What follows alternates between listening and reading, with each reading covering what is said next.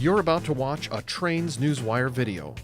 If you enjoy what you see, consider watching some of our other full-length videos. Selling Sunshine, the Florida Trains. Locomotive 2017, a video companion to our best-selling annual issue. Big Steam is back. All of these and more are available from our website, kalmbachhobbystore.com.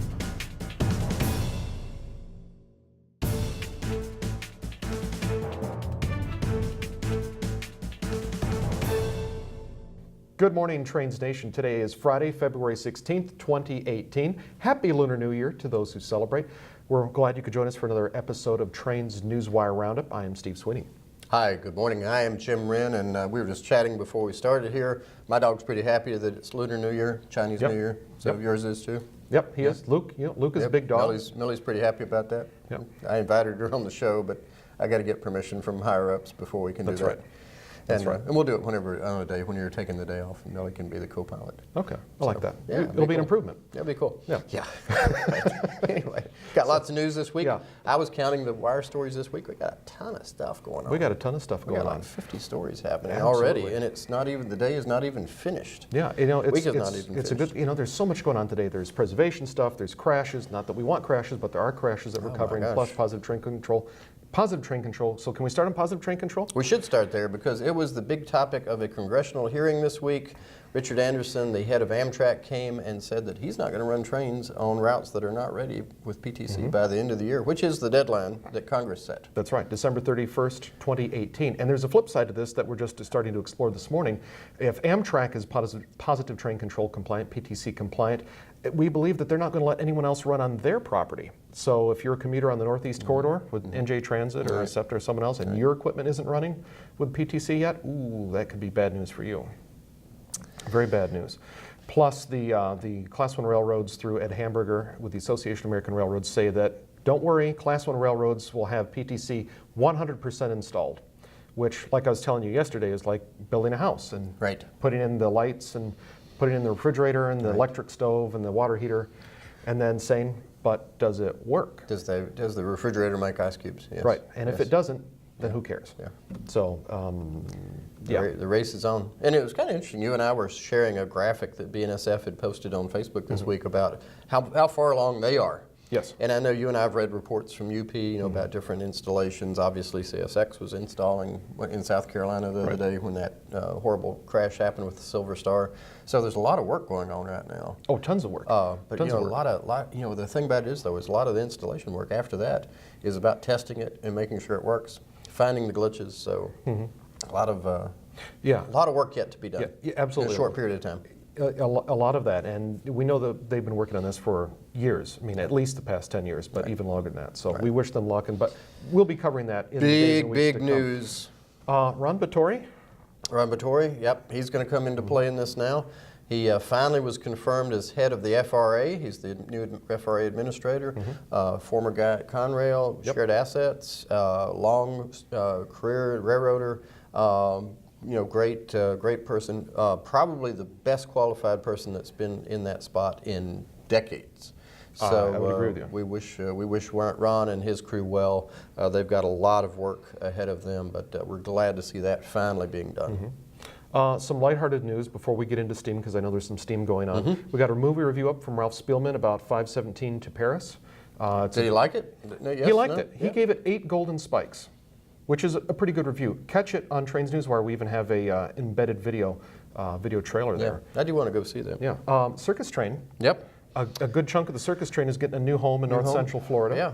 There is a family-friendly, I will call it an educational farm, I think is the best way to describe it. They're going to have 16 passenger cars and 4 flat cars from the Ringling Brothers Circus Train going into Williston, Florida. We've got a story on Newswire about this. And they're going to turn it into dormitories for at-risk and special needs kids. Yeah, village. It'll be kind of cool. And you can actually go and watch this transfer, I believe. I think they're inviting people to do it. It's not this weekend, but next weekend. Right, February 24th. So check out Newswire. If you're in Florida, you want to see some circus cars make their final trip, here's a chance. Yep, it'll be very good. Go check it out.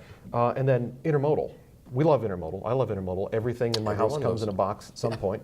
And it turns out that intermodal is making everything positive. but in the best and worst possible way. Intermodal is growing so much that it's masking carload declines. And carload declines pretty much across the board. So check out that Newswire short with the charts and graphs from the Association of American Railroads on Newswire. Over on Steam, lots going on there. Western Maryland Scenic unfortunately reported a theft at their shop. Looks like an individual that used to work there got some office car parts and also some brass from the Cino 1309. Yet another setback to that project. A real big problem there. Meantime, Nickel Plate 765 is progressing through its 1472-day inspection. We've got a story about that as well. Got some hints too about what their excursion season may look like. Will they go back to Chicago? Could be. Okay. Could be. It's really cool. And, you know, instead of a spring schedule, it's kind of interesting the way things are lining up for Big Steam this year. It doesn't look like a lot in the spring this year, but if I were you guys, and if I were you and me, I'd be saving a lot of time off for the fall. Okay. That's all I'm going to say about that. It looks like fall. Durango and Silverton just posted a story about they returned K28 number 476 back to service this week. They're debuting it on their winter photo train, and we hope to have some live pictures of that early next week. Sounds good. Sounds good. Let's transition. Ding. Ding. It's time for a commercial. This week's Newswire episode brought to you by Hotspots. SIP with tons and tons and tons and tons of fabulous locations with photos. And I think I'm going to turn to my favorite. Oh, we sealed that one for your protection. Jim, you had to do that. It's a trick copy. You had to make it Sweeney proof. Sorry about that. Okay, well, if I could open it, I would have turned it. This magazine.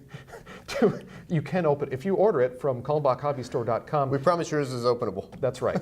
And not booby-trapped or full of duct tape or anything like that. But I would turn to either Cajon Pass in California, that would go there. Or my old stomping grounds near Northeast PA. Northeast PA, yeah. That's a good place. Just a great little charming place, lots of wineries nearby, good pizza, good train traffic, and a nice old brick depot from early 1900s. And you got both NS and CSX right there. And a little bit of CP thrown in. Yeah. It's like a touch of that's spice. Right. They've got some trackage rights. They got some trackage rights. Yeah. So they see about one or two cool. CP trains a day. Good stuff. So check that out, cullenbachhobbystore.com. We got all the news stories we talked about, tons more. We got some links to videos. And by the way, if you haven't seen it yet, we've been talking about positive train control. We have republished some stories from Trains Magazine on positive train control generally, and what some of the railroads have been doing the past couple of years. It was from the magazine. It's now free and available on the website. Go check that out. For everyone at Trains Magazine, we hope you have a fantastic, healthy, and safe weekend. Take care, everyone.